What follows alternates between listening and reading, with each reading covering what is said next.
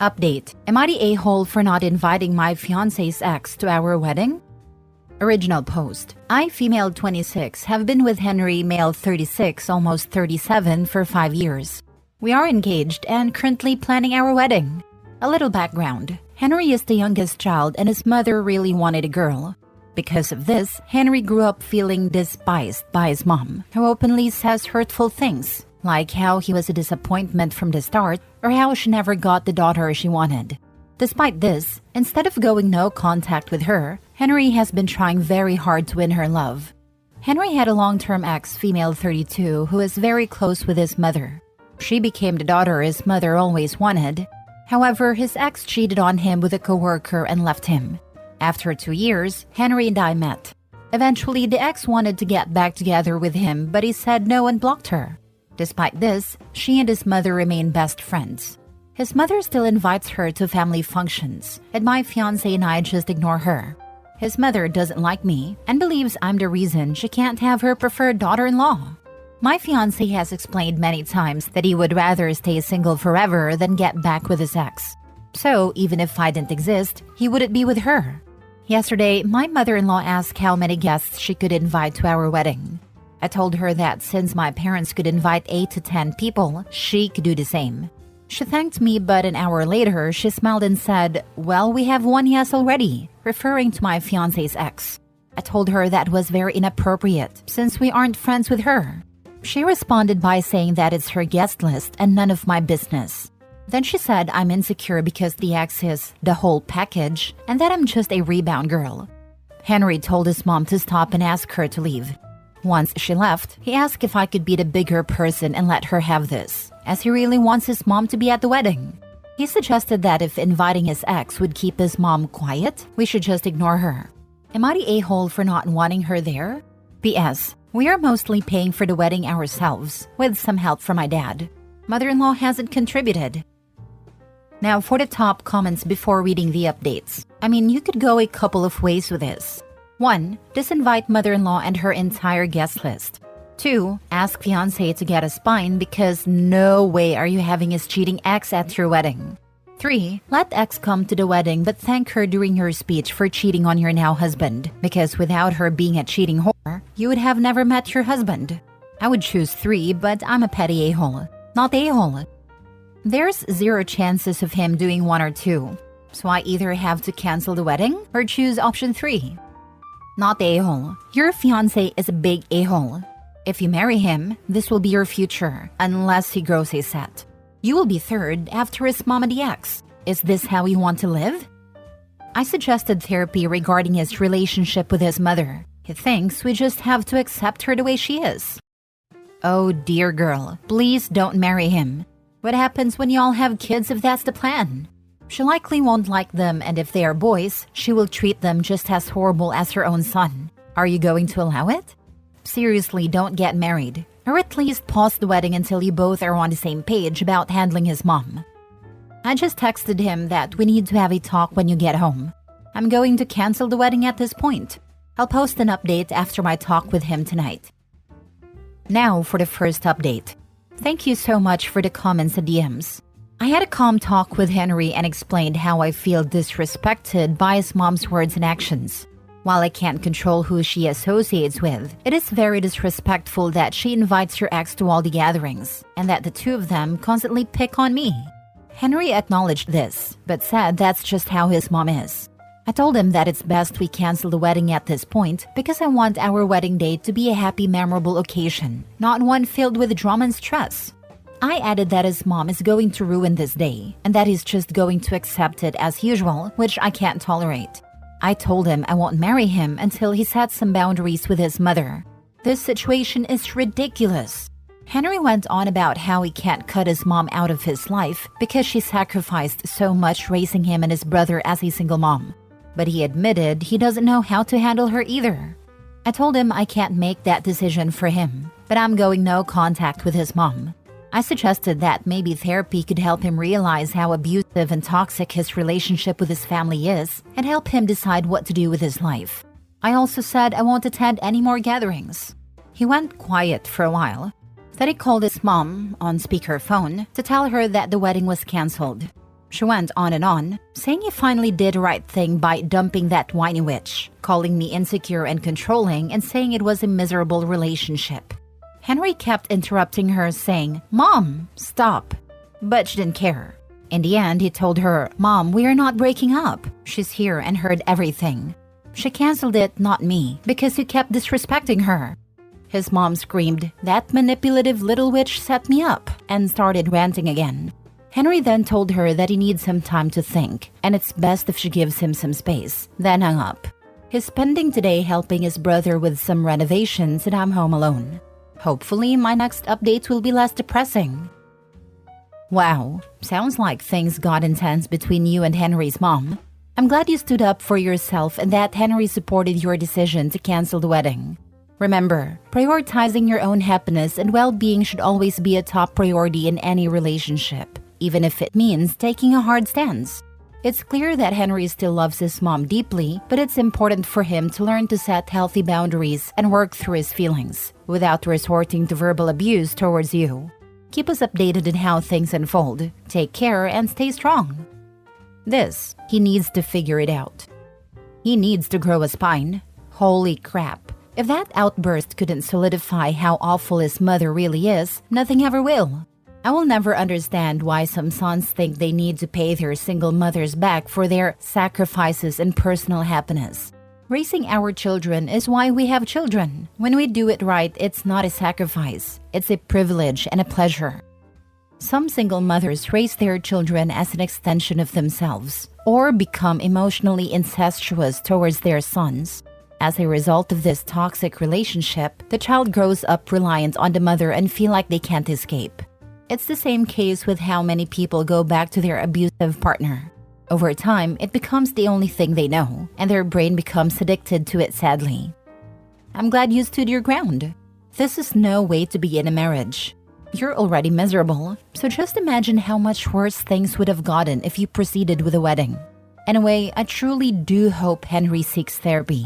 It's clear that he has a lot to unpack, and you are not the person to do that for him. I commend you for recognizing that and expressing it to him. I wish you both the best. I don't want to make him to go no contact with her. If I make the decision for him, he will resent me. Hopefully he comes up with a solution or we have to go separate ways. Sigh. The minute his mother spoke like that about the woman he loves and he didn't say, "F off, Mom, we're done here, and I've had it with you. Until you can behave differently towards my future wife, you and I are done." But he didn't. He doesn't need time to think. He needs time to man up. I don't think he's going to part ways with his mom for you, or any woman, ever. You are talking about a man who never raises his voice or swears. Lol. When he gets really upset, he just stays quiet. I'm the firecracker in our relationship, and joke that his mom broke him because he was not allowed to show frustrations or anger, or any emotions. He usually stays quiet, then eventually starts talking. I'm waiting to see what he has to say eventually. Now for the second update. It's 6 a.m. and I've been crying all night. He broke up with me. He ignored all my texts yesterday, and it was late when I finally texted his brother to ask if he was okay. His brother said, yeah, he left 2 hours ago to give his ex a ride, and then come home. I asked, his ex was there? But he didn't reply. When he finally came home, he told me to sit down because we needed to talk. He said, I've thought about our situation and I think we should end it. He said, today I hung out with my family, and even his mom and ex came over. They all told me that by me going no contact with his mom, it was going to be so awkward and that they'd be stuck in the middle. He said, when you weren't there today, I enjoyed my time with my family. There was no tension and I didn't have to worry about you being upset. I asked him, why did it take you 2 hours to drop off your ex? Did you sleep with her? He told me I was being ridiculous and that he was just talking to her. He accused me of being controlling and insecure and said I'm isolating him from his friends and family. I asked him again, so nothing happened? He danced around it, but eventually admitted we fooled around, but that's it. I told him I couldn't believe what a pathetic, weak man he is, letting his mom convince him to ruin everything, and next is getting a beat from his cheating ex. We ended up arguing and he went to sleep. I cried all night. Today I'm going to call my dad and ask if I can stay with him. When his cheating ex cheats on him again, he will get karma. You are on the winning end. You cut loose a cheating a-hole and his crappy family. Now it's time to find yourself a real partner. He will be stuck in the toxicity of his family and his ex. He will probably get back together with his ex, and she will inevitably cheat on him again. His mommy will continue to try and push them back together because she'd rather control her son and see him miserable than be accepting of any other partner. I know it hurts now, but in the long run, you will feel a sense of relief in not having to deal with his mom and his ex. Take time to heal from the trauma he and his family causes and go find your happiness. If he can do what he did today and just go to sleep like nothing happened, completely unfazed by the pain he's caused, then he's a cheating POS and not worth your time. You deserve so much better. I hate him so much. He had the audacity to make me the problem and calling me controlling, insecure, while he was out there fooling around with his mom's mini-me. I'm going to move soon anyways for my grad school. I never want to listen to his BS ever again. To be honest, he did you a favor. I know being cheated on sucks, but it gives you something to hate him for and move on from him. You don't need this crap. You have a great opportunity to start fresh for grad school, and you're still very young. So get through the hurt now and literally move on, because he isn't worth any of your brain power thinking about. OP, please go get tested. I definitely will do that. Next story. Am I the a-hole for canceling my fiancé's credit cards and throwing him out after discovering he was cheating on me with my best friend? I, 32 female, have been with my fiancé Jake, 34 male, for 5 years.